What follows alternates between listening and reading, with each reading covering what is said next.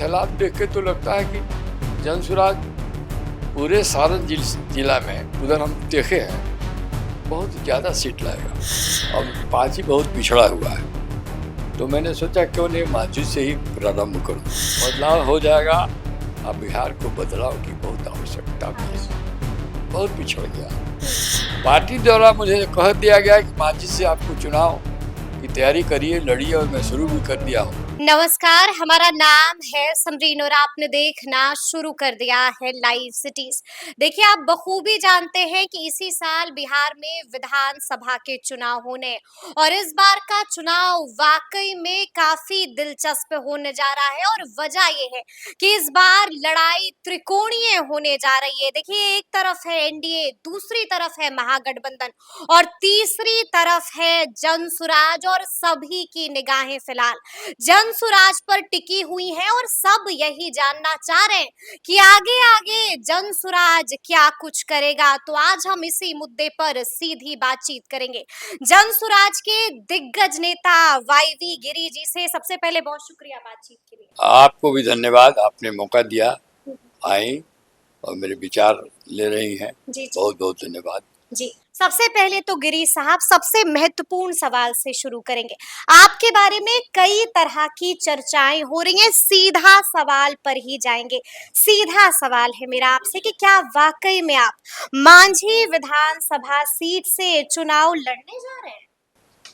हाँ, लगभग तय है। और मैं जब पार्टी ज्वाइन किया था तो मैंने कहा था कि पार्टी को जहाँ जरूरत मेरी समझेगी, जिस स्तर पर समझेगी, जो भी काम मैं करता हूँ बड़ा सीरियसली करता हूँ तो मैं करूँगा। पार्टी का विचार हो रहा है और हुआ है कि जो पार्टी के शीर्षस्थ नेता जैसे हम लोग की तरह के जो है या जो पढ़े लिखे फेस हैं, इंटेलेक्चुअल फेस है, उन लोगों को चुनाव लड़ना चाहिए। क्योंकि मैं पहले कहा था कि मुझे चुनाव क्यों लड़ाइएगा, मैं पार्टी का चुनाव लड़ाने में मजबूत लड़वाने में काम करूंगा।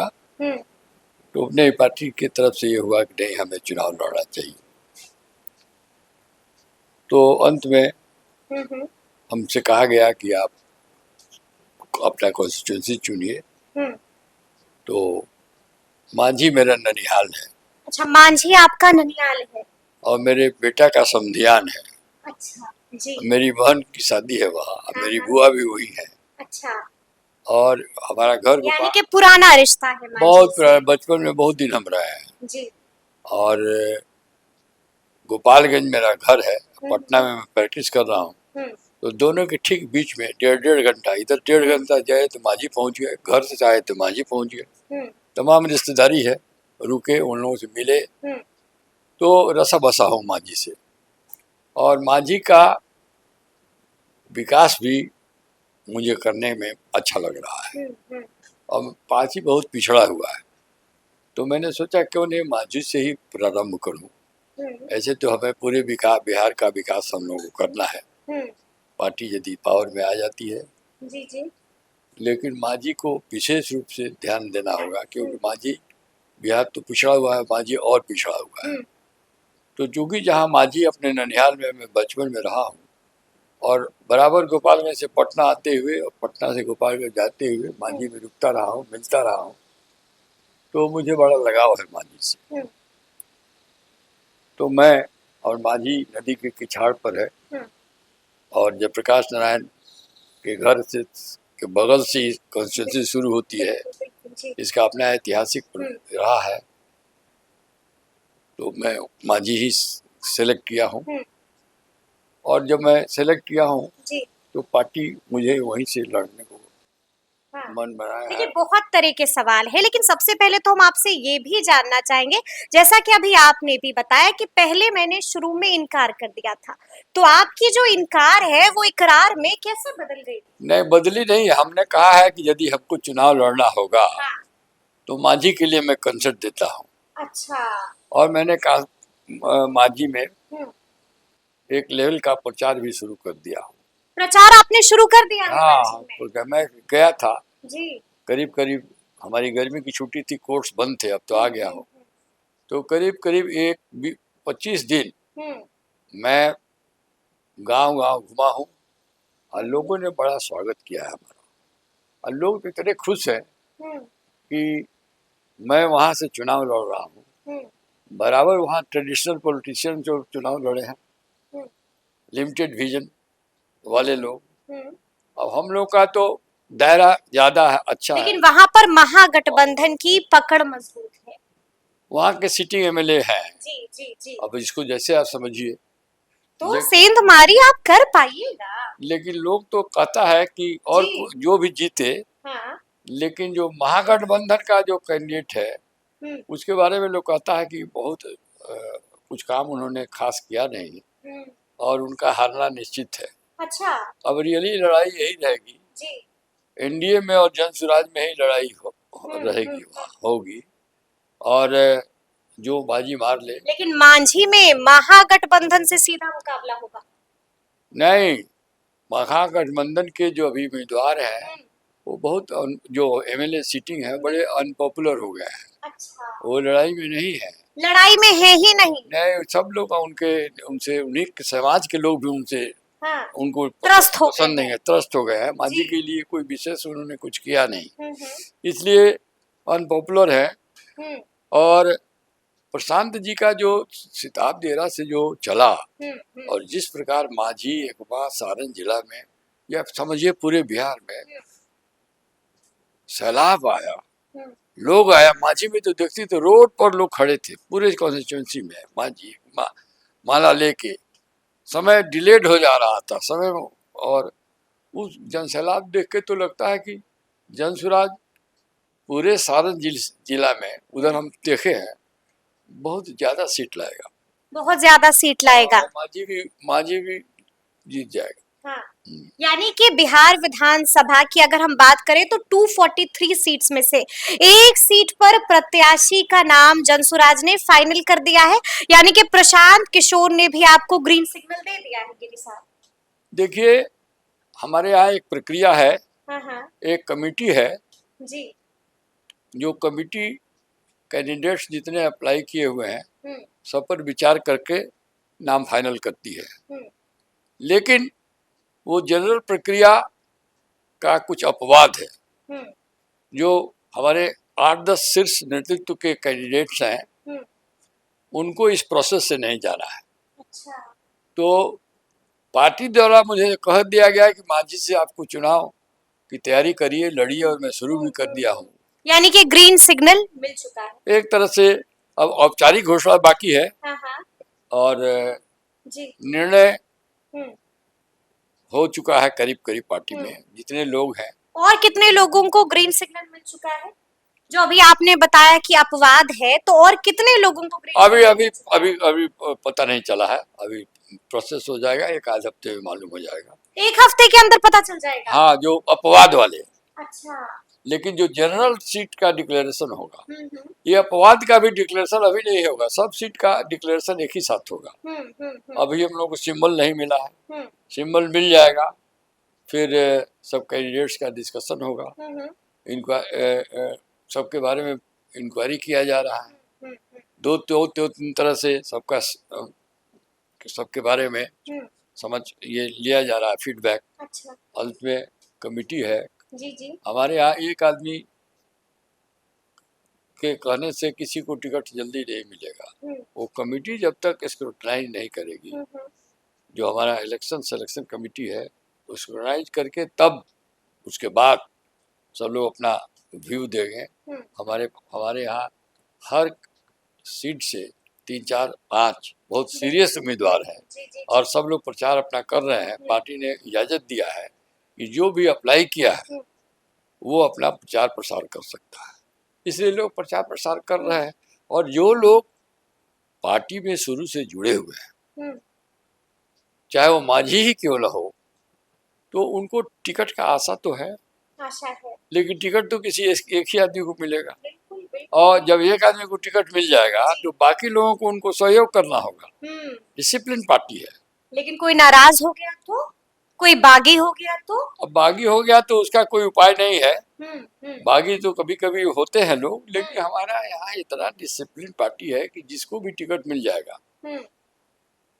सभी, अब जैसे मेरा ही लीजिए, तो हमारे में जितने कैंडिडेट्स हैं जी तो सब तो हमको गार्जियन ही मानते हैं। यहाँ तक कि हमारे विरोध में भी जो कैंडिडेट आएगा तो हमारे पोजीशन देख के, हमारा जो लीगल पोजीशन है, हमारी जो आयु है, जो हमारा सेल्फलेसली राजनीति में जाने का जो हमने मन बनाया है, कोई अपने व्यक्तिगत गेन के लिए नहीं जा रहा है, हमारे पास तो सब कुछ है। तो पब्लिक सर्विस मांझी को उठाने के लिए जा रहे हैं, तो सभी हमको अपना गार्जियन ही मानते हैं। इसलिए हमारे अपोजिशन वाले भी कोई ऐसा दुष्प्रचार हमारे खिलाफ, उनको कुछ है भी नहीं, मिलेगा भी नहीं। ठीक है, चुनाव लड़ना है, लेकिन ये राजनीति है, यहाँ पर कुछ भी हो सकता है, सब कुछ यहाँ पर अच्छा अच्छा नहीं होता है। नहीं, तो चुनाव का रिजल्ट कुछ भी हो सकता है। हाँ। ये नहीं कहा जा सकता है कि क्या होगा, लेकिन इतना जरूर है कि मांझी में मैं जिधर जाता लेकिन रिजल्ट से पहले भी बहुत बहुत खेल हो जाता है, होता है। हाँ, वो सब खेल हम लोग को नहीं समझ में आता। हम लोग रेगुलर पॉलिटिशियन नहीं है। हम तो वकालत से अभी प्रशांत जी के कहने पर, उनका दिशा, उनके कहने से हम ज्वाइन किए हैं 2 अक्टूबर से, तब से लगे हुए हैं। तब से लगे हुए वी आर नॉट रेगुलर, बिल्कुल बिल्कुल, we are not the players of the politics. हम लोग विकास, समाज को कैसे उठाया जाए, जात पात प्रथा कैसे मिटाई जाए, फेयर करप्शन खत्म कैसे किया जाए, एजुकेशन कैसे ज्यादा से ज्यादा दिया जाए, पलायन कैसे रोका जाए, और इंडस्ट्रियलाइजेशन कैसे हो, ये सब बात को हम लोग को समझ में आती है। लेकिन जो पॉलिटिक्स का इंटरनल डर्टी गेम जिसको कहते हैं, वो हम लोग डर्टी गेम समझ में नहीं आता है। लेकिन हम आपसे ये भी जानना चाहेंगे कि अपने उम्मीदवारों की पहली लिस्ट, पहली सूची जनसुराज कब तक जारी कर देगा? अभी हम लोग को सिंबल नहीं मिला है। सिंबल में टेक्निकल व्यवधान है, हम लोगों ने अप्लाई कर दिया है। अब सिंबल जैसे ही हम लोग को मिल जाएगा, सिंबल होना जरूरी है। चुनाव चिन्ह का टिकट का मतलब होता है वही उसी को देना, सिंबल ही अलॉट करना। तो सिंबल मिल जाएगा, जिसको हम लोग सोच रहे हैं कि जून के अंत या जुलाई के फर्स्ट वीक में मिल जाएगा। ठीक है, उसके बाद हम लोग डिक्लेयर कर देंगे। उसके बाद डिक्लेयर कर देंगे, यानी कि काम चल रहा है। हाँ, सब स्क्रूटनी चल रहा है, काम चल रहा है, फीडबैक लिया जा रहा है, और सबके बारे में 2-3 एजेंसी से भी फीड लिया जा रहा है। 2-3 एजेंसी से भी फीड लिया जा रहा है। पार्टी से भी लिया जा रहा है। पार्टी के वर्कर्स, लीडर्स सब भी बता रहे हैं, हमारी एजेंसीज भी काम कर रही हैं, सबको एसिमुलेट करके देखा जाएगा। लेकिन हम आपसे ये भी समझना चाहेंगे कि आरसीपी सिंह को पार्टी में लाने वाले अगर कोई शख्स हैं तो वो हैं वाईवी गिरी जी। तो हम आपसे ये भी जानना चाहेंगे कि अब आप जो है किसी और ऑपरेशन में भी लगे हुए हैं, यानी कि क्या आरसीपी सिंह के बाद वाईवी गिरी किसी और ऑपरेशन में लगे हुए हैं और किसी को लाने जा रहे हैं? अभी कुछ है ऑपरेशन, ऑपरेशन चल रहा है। ऑपरेशन नहीं कहिए, संवाद चल रहा है, बातें हो रही हैं। अब देखिए कुछ नजर आएगा। बड़े लोग आएंगे, बड़े भी आ सकते हैं, मिडिल लेवल के भी आ सकते हैं, छोटे भी आ सकते हैं। जितने लोग आवे अच्छी बात है। तो कितने लोगों से चल रहा है संवाद? अभी तो सीरियसली 4-5 से चल रहा है। सीरियसली 4-5 से चल रहा है। देखिए क्या क्या मैटराइज होता है। अब वो तो संवाद ही है। संवाद तो संवाद है जी। अच्छा, आप ये बताइए कि बिहार बदलाव यात्रा का धरातल पर क्या फीडबैक मिल रहा है? सफल है क्या? सफल तो आप खुद देखी हैं जी, पर आप लोग तो दिन रात देख रहे हैं कितनी भीड़ हो रही है इस गर्मी में। बिल्कुल, मतलब सड़कों पर, सड़क के दोनों तरफ लोग खड़े रहते हैं माला लेके। आप मीटिंग में कितनी भीड़ होती है, कैसे लोग सेंटिमेंटली अटैच हो गए हैं। हमको लगता है, इसको देख के लगता है कि 200 सीट मत आ जाए। ऐसा लगता है कि कहीं 200 सीटें ना आ जाए। जिस तरह से लोगों का उछाल उबाल प्रशांत जी की तरफ और झुकाव जा रहा है, तो 200 सीट मत आ जाए जनसुराज को, इसमें कोई आश्चर्य नहीं। आश्चर्य नहीं आश्चर्य। यानी कि आप यही कह रहे हैं, दिनों दिन ग्राफ बढ़ रहा है, दिनों दिन ग्राफ बढ़ रहा है। यानी कि बदलाव तो तय है, ये मेरा अंतिम सवाल। बदलाव तो लगता है कि हो जाएगा। अबरी बिहार में बदलाव हो जाएगा। अब बिहार को बदलाव की बहुत आवश्यकता भी है। बहुत पिछड़ गया। 40 वर्षों से हम लोग सबसे निचले पायदान पर हैं। बहुत गरीबी है, बहुत अशिक्षा है, बहुत पलायन है। बिहारियों को बिहार से बाहर बड़ा हे दृष्टि से देखा जाता है। तो अब कब सुधरेगा बिहार?